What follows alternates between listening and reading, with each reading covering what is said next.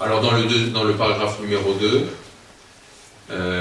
la création de l'homme fut une vie bien heureuse, ben ça c'est ce qu'on a quand même déjà pas mal détaillé, avec des lignes quand même sur lesquelles il faut aussi s'arrêter quelques instants parce qu'elles sont très compliquées, bien entendu. De plus, la foi chrétienne enseigne que cette mort corporelle à laquelle l'homme aurait été soustrait s'il n'avait pas péché sera un jour vaincu. Alors ça met en jeu quand même un certain nombre de réflexions. Je crois que je commencerai par la première qui est la plus importante, c'est que je lis dans cette phrase que le dessein de Dieu était et est toujours de nous soustraire à la mort corporelle.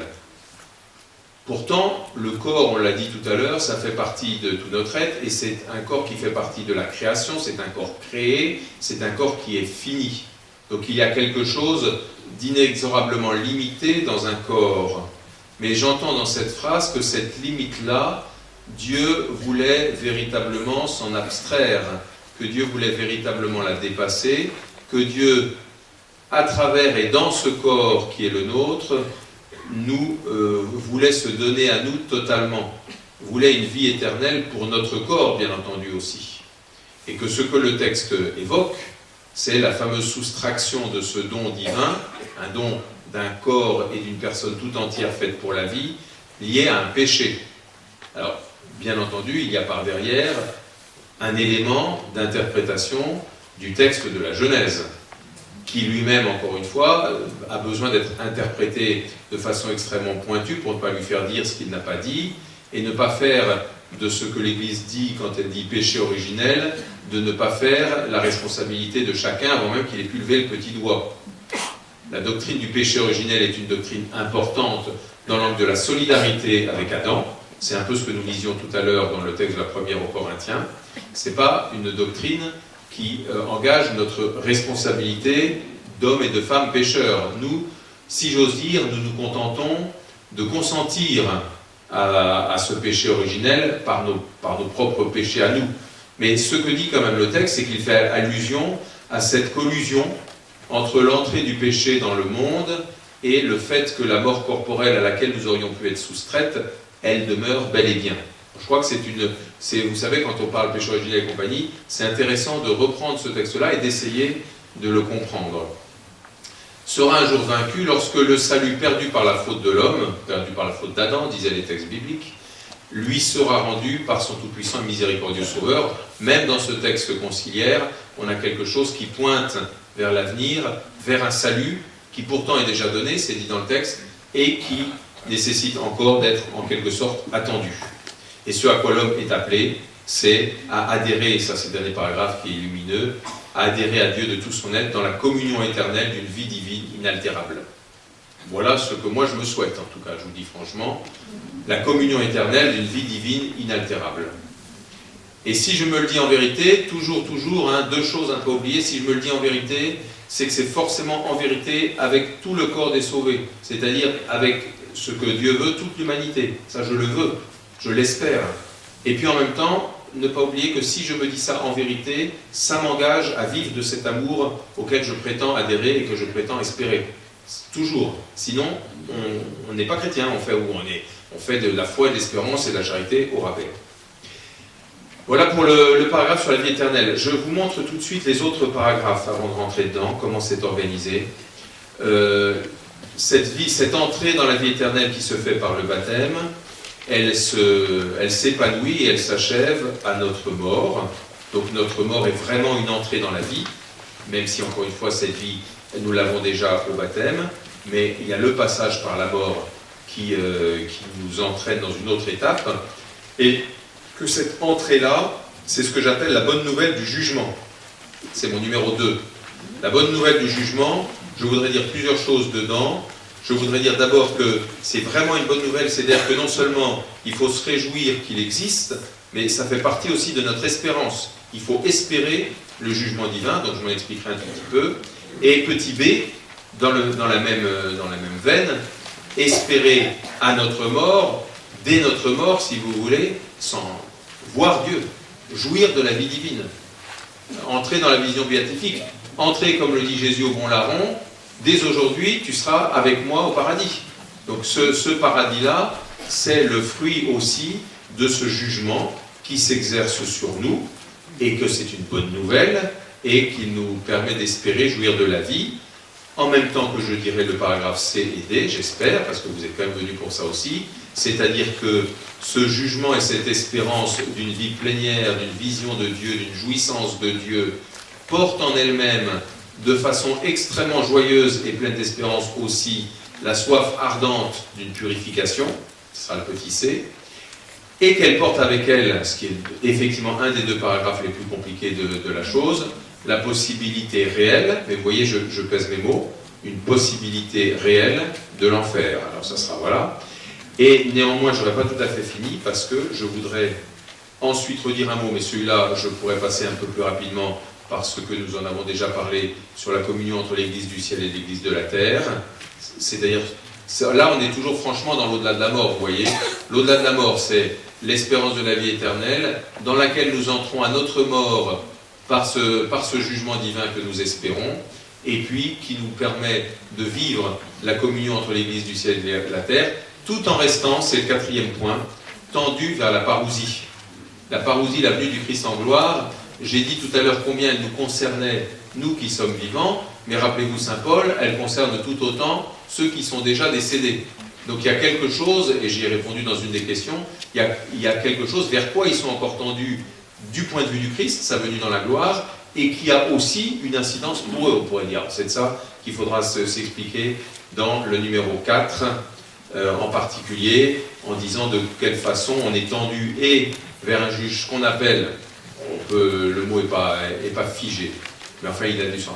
Le jugement dernier, si vous préférez le renouvellement cosmique, les deux choses vont avec, et la résurrection de la chair ou la résurrection finale, choses qui sont liées à la parousie du Christ, comme on a commencé à le dire un peu ce matin. Je crois que j'ai plus que 10 minutes. Alors attendez, je vais aller vite quand même, parce que je sais très bien, il faut être honnête, je sais très bien là où c'est le plus compliqué pour moi et pour vous, donc il ne faut pas que j'y échappe. L'espérance du jugement divin, vous lirez les textes, mais l'espérance du jugement divin, je vous le dis en un mot, c'est une bonne nouvelle que Dieu juge. Parce que le jugement de Dieu, c'est un jugement efficace et salutaire. C'est-à-dire ce que ne sont pas nos jugements. Pourquoi nous n'aimons pas le jugement de Dieu? Parce que les nôtres ne sont ni efficaces, ni salutaires, ni même justes bien souvent. Donc, pour le dire autrement, dire que Dieu juge, c'est synonyme de dire que Dieu sauve. C'est exactement la même chose.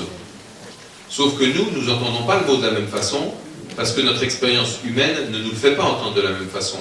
Mais la Bible, quand je parlais ce matin du jour du Seigneur, le jour du Seigneur comme intervention victorieuse de Dieu dans l'histoire des hommes, ça veut dire quoi ça? Ça veut dire que tout le mal qui transperce l'histoire des hommes, qui continue à le transpercer, vous n'êtes pas plus naïf que moi, que ce mal-là, que nous essayons de combattre tant bien que mal, et c'est notre mission, que nous n'arrivons jamais très loin, mais c'est pas grave, hein, on y est, et on y est avec le Christ, et c'est bien comme ça, que ce mal-là n'ait pas droit de citer dans la vie éternelle, ben j'espère que ça vous rassure sur la qualité de la vie éternelle. La vie éternelle, la communion avec la vie divine inaltérable, est une communion qui est sans compromis avec tout ce qui s'oppose à elle. Et lorsque Dieu juge, c'est ça qu'il fait, il fait entrer dans son salut. Et inséparablement, parce qu'on ne peut pas faire autrement, inséparablement, il ne fait pas entrer ce qui n'a pas lieu d'entrer. La vie éternelle, c'est la plénitude de l'amour, c'est la plénitude de la vie. Ce qui est non-vie n'a pas à être dans la vie, ne peut pas être dans la vie. Donc il y a un acte de jugement, encore une fois, duquel il faut se réjouir. C'est quelque chose de salutaire. Mais je vais vous dire, enfin, mon avis là aussi, hein, vous avez raison, quelqu'un signalait ça tout à l'heure, il y a des avis qui sont personnels. Hein. Et de toute façon, devant toute parole que je dis depuis ce matin, j'espère que vous exercez votre esprit critique, parce que non, c'est pas la peine. Hein. Dieu, d'une certaine façon, nous juge à chaque instant. Il y a quelque chose de ça. Quand on dit que notre conscience nous juge, ça aussi, un très beau paragraphe sur la conscience dans Gaudium et Spes, hein. Je crois que c'est au numéro 16. L'importance de la conscience, c'est quoi la conscience? C'est ce sanctuaire en chacun de nous qui nous permet d'être avec Dieu ou de laisser Dieu par nous, grâce à nous, orienter notre existence, juger notre existence. Notre conscience nous juge, mais dire ça, c'est dire si elle est vraiment notre conscience, que Dieu, dans notre conscience, nous juge aussi.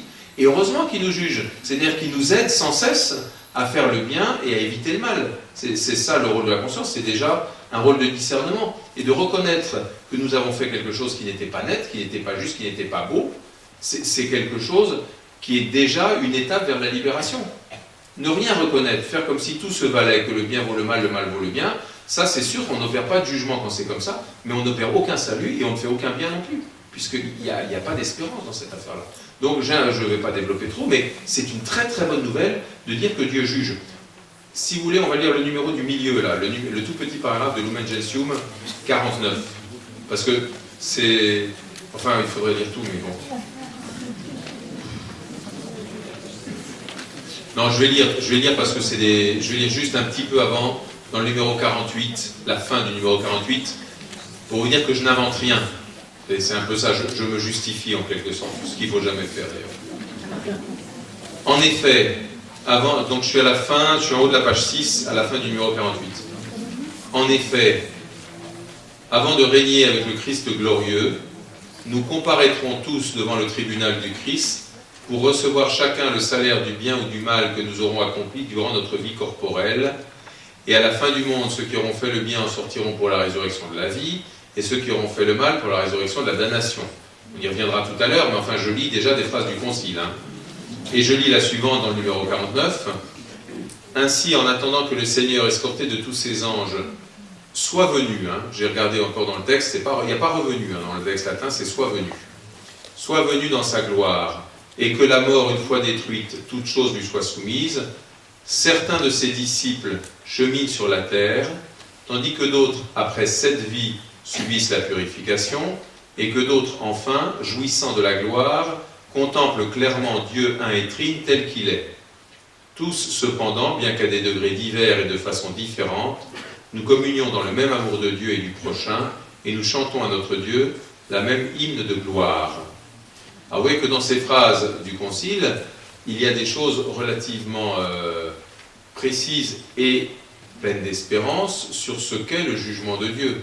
En particulier dans le deuxième paragraphe, là, celui que je viens de lire, il s'agit bien de la venue du Christ, donc d'un Christ qui veut que tous les hommes soient sauvés, et parmi ses disciples, eh bien, en attendant cette venue, parmi ses disciples, il y a ce qu'on pourrait appeler plusieurs états. C'est vrai parce que nos vies... Alors, il y a ceux qui cheminent sur la terre, vous le lisez comme moi. Il y a ceux qui, après cette vie, subissent une purification. Alors, c'est le seul endroit où le Concile évoque ce que je vais développer dans quelques instants, parce que c'est aussi des questions qu'on m'a posées. Donc, le Concile ne s'y appesantit pas, mais le Concile le cite. Et puis que d'autres, enfin, jouissant de la gloire, contemplent clairement Dieu un et trine, etc. Tous en communion, c'est-à-dire en communion avec Dieu, en communion les uns avec les autres, à la gloire de Dieu. Alors, tout ça pour dire que c'est un jugement. Alors, l'autre, par rapport au jugement, une autre chose qui ne convient pas, donc qu'il faut aussi bannir de nos propos et de notre imagination, c'est le coup de la petite balance avec un côté. Pourquoi ça ne convient pas? Parce que ça situe le jugement à l'extérieur de nous-mêmes, ça situe le jugement même à l'extérieur de Dieu. On a l'impression qu'entre Dieu et nous, il y a une espèce de balance, enfin, pour regarder cette image, dans laquelle vont être injectées, comme si elles sortaient de nous, des choses qui nous ont fait vivre, et puis que Dieu va les tenir à distance de lui, comme pour ne pas, comme pour se garder, je ne sais pas, les mains propres ou quelque chose comme ça. Alors, pour ces deux raisons, ça ne va pas, ça. Ça n'est pas un jugement divin. Ça ne l'est pas parce que c'est un jugement divin qui nous concerne, nous, notre personne, et pas en découpant nos actes, bons ou mauvais, c'est notre personne qui est jugée. C'est-à-dire que notre personne, et elle est jugée par qui? Elle est jugée par Dieu, même si, alors je le redirai tout à l'heure, même si nous participons en quelque sorte à ce jugement, comme je le disais, de la conscience tout à l'heure, mais nous y participons parce que Dieu nous y fait participer, mais il est l'origine, et heureusement que c'est lui, encore une fois, l'origine du jugement, la source du jugement, l'exercice de ce jugement. Donc dans notre jugement, il n'y a pas une espèce de mise à distance entre nous, nos actes, et puis Dieu encore, Il y a au contraire la façon dont Dieu se saisit de toute une personne, de tout nous-mêmes, et que tout nous-mêmes, il veut nous prendre avec lui. Ça, c'est le jugement de Dieu, donc c'est un jugement éminemment salvifique. Mais de cet acte de jugement, nous comprenons, alors c'est la phrase peut-être que j'ai citée, du coup je finis en haut de la page 7, j'ai juste cité dans le numéro C, un tout petit extrait, mais parce que je pouvais... un autre livre que je vous conseille par ailleurs, mais ça déborde largement le cadre de notre propos, puis je pense qu'il y en a beaucoup qui le connaissent, c'est le livre du père François Varillon qui s'appelle Joie de croire, pardon, joie de vivre. Joie de croire, joie de vivre. Donc là-dedans, par exemple, il y a aussi une note sur le purgatoire. Il dit, alors donc j'en cite là ce que je viens de dire, et qui dit tout. Pour que l'amour soit consommé, il faut que l'égoïsme soit consumé. Elle est magnifique cette phrase. Et elle dit bien ce que c'est que le jugement de Dieu. Le jugement de Dieu, c'est un appel total à vivre totalement de son amour. Sauf que nous, les réponses totales, c'est pas toujours. C'est parfois, mais c'est pas toujours. Et puis que même dans le geste de charité le plus profond que vous posez, il y a toujours des circonstances atténuantes. Il y a toujours des choses qui sont la part que nous aimons en nous-mêmes, etc. Donc l'amour parfait sur cette terre, ce n'est pas évident. Alors François Varillon a il a 2-3 pages sur le purgatoire que je trouve lumineuses. Vous trouverez les mêmes chez Sesboué. Vous trouverez les mêmes aussi dans un autre livre que j'aime beaucoup également. Alors comme ça c'est les 3 ou 4 que je vous aurais conseillé aujourd'hui. Sesboué, Varillon, et puis Martelet. Très très bon aussi. Gustave Martelet, un autre jésuite comme Sesboué. L'au-delà retrouvé. Et en plus c'est dans une langue tout à fait sublime, très poétique. Vraiment c'est rare. Moi, on est transporté un peu à la lecture de ce livre-là. Et tous parlent du purgatoire. Mais alors, ils en parlent quand il faut en parler, c'est-à-dire quand tout le monde dort, quoi. Ouais, c'est-à-dire que vous comprenez bien que pour avoir l'audace de vous citer cette phrase du Concile que je n'ai pas inventée, ça suppose bien qu'on ait fait tout le chemin qu'on a déjà fait, ça suppose bien notre espérance de la venue du Christ, notre certitude que Dieu veut la vie, que c'est un jugement qui est plein d'amour, qui est plein d'espérance, mais justement, parce que c'est ça, il y a le purgatoire, qui est donc aussi une excellente nouvelle. C'est ce que Varillon dit au début du chapitre. Il dit, j'ai tendance personnellement à penser que si le purgatoire n'existe pas, il faut l'inventer. Au moins, vous pouvez lire quelques phrases de lui, Martelet, Sesboué, pareil. Alors je reviens sur notre page de jugement. À la fin de ces extraits, donc en haut de la page 6, je ne vais pas le lire, la citation de Benoît XVI dans Sauver en espérance numéro 47, qui redit à quel point, heureusement, c'est Dieu qui juge, mais qu'il nous rend co-participants de ce jugement. D'abord, il vient juger avec des anges, il nous est dit aussi à certains moments de l'Écriture sainte, il vient juger avec toute sa troupe céleste, il vient juger aussi avec tous les saints. Ça, c'est dans Matthieu 19, 28, avec tous les croyants, 1 Corinthiens 6, 2, 3. Donc il y a une part de vérité aussi à dire que l'homme participe à ce jugement, parce que à sa mort, il se laisse vraiment illuminer par la lumière divine, il se laisse éclairer par le Christ, et que cet éclairage devient son éclairage aussi, on pourrait dire. Mais il faut quand même bien garder, je crois, la part d'initiative et puis d'englobant divin dans le jugement, parce qu'il sera toujours mieux fait comme ça, je vous signale quand même, il sera toujours mieux fait par Dieu que par nous. Et puis je vous renvoie à deux textes évangéliques qui attirent aussi un peu notre attention là-dessus. Le texte de la parabole du bon grain et de l'ivraie en Matthieu 13, 24, 43, où on laisse bien, et c'est heureux, on laisse bien à Dieu le soin lui-même, à la fin des temps, de s'occuper de séparer le bon grain de l'ivraie. Pourquoi ? Parce que si ce sont les apôtres qui le font, même les apôtres, même les disciples, il y a de fortes chances qu'en prétendant arracher l'ivraie, ils empêchent aussi le bon grain de pousser. Donc, laissons Dieu faire, à mon avis, ça sera mieux fait. Une autre parabole aussi suggestive sur cette question-là, c'est dans Matthieu 25, la fameuse parabole du jugement dernier, avec ceux qui viennent à droite et ceux qui vont à gauche, et à qui le Seigneur explique que le cœur du jugement, c'est l'amour que nous nous portons les uns pour les autres. Il le dit à toutes les nations qui sont ici rassemblées, et quand il dit ça et qu'il manifeste ça aux uns et aux autres, vous vous rappelez peut-être que les uns, comme les autres d'ailleurs, ont l'air un peu surpris du truc. C'est-à-dire qu'il y a quelque chose qui dépasse la simple compréhension humaine dans la façon que Dieu a de juger. Ah bon, Seigneur, nous avons fait ça, mais quand est-ce que nous t'avons vu? Ben si, j'étais là dans ce petit, vous ne le saviez pas. Il est peut-être heureux d'ailleurs que nous ne sachions pas trop exactement la portée ou des actes bons ou aussi des actes mauvais que nous posons, parce que sinon, ça risquerait fort de nous induire sur des chemins de traverse. À notre mort, voir Dieu, c'est ce pourquoi nous sommes faits. Nous voyons de manière confuse comme dans un miroir, mais ce jour-là, nous verrons face à face. Donc, il y a de l'immédiateté, je le répète, il y a de l'immédiateté dans la vision de Dieu à notre mort. Nous sommes faits pour ça. C'est en lui, alors je lis la préface des défunts à la fin de la page 6, c'est en lui qu'a resplendi pour nous l'espérance de la résurrection bienheureuse. Et si la loi de la mort nous afflige, la promesse de l'immortalité nous apporte la consolation. Car pour tous ceux qui croient en toi, Seigneur, la vie n'est pas détruite, elle est transformée. Et lorsque prend fin leur séjour sur la terre, ils ont déjà une demeure éternelle dans les cieux. Donc il y a quelque chose de possiblement immédiat dans notre rencontre avec le Seigneur. Je dis de possiblement immédiat en repensant au texte du Concile que j'ai lu tout à l'heure, c'est-à-dire sur le fait que pour la part de nous-mêmes dont l'égoïsme a besoin d'être consumé, il le sera, et que ce sera une très bonne nouvelle, et que ce sera notre désir le plus cher. Je reviens 2 secondes sur le mot purgatoire, qui n'est pas heureux, parce que d'abord c'est un nom. C'était pas fait pour faire un nom, le purgatoire. C'est fait pour faire un verbe à la rigueur, comme on l'a dans le texte, ou un nom actif, quoi, purification. Et en fait, d'ailleurs, dans le texte du Concile, c'est même pas subissent la purification, c'est purificantur, sont purifiés. Donc voilà, il y a un verbe, il y a une action de Dieu qui nous fait du bien, qu'on désire, dans laquelle la part non aimante de nous souffre, comme à chaque fois qu'une part non aimante en nous est rejointe par une part plus aimante. Il y a de la souffrance à ne pas aimer. Ben, vous le savez aussi bien que moi, c'est ça qui est en jeu dans cette étape, dans cet état. Et pourquoi je disais ça? Ben, je ne sais plus, ça commence à se brouiller. C'est pas le moment, vous allez me dire, mais bon,